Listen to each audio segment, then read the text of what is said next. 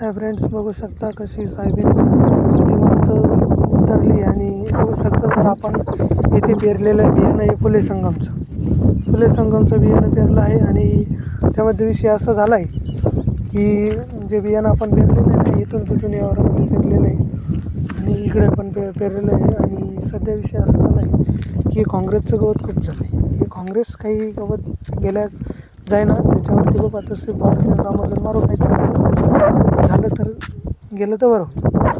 तर हे बघू शकता किती मस्त उतरली.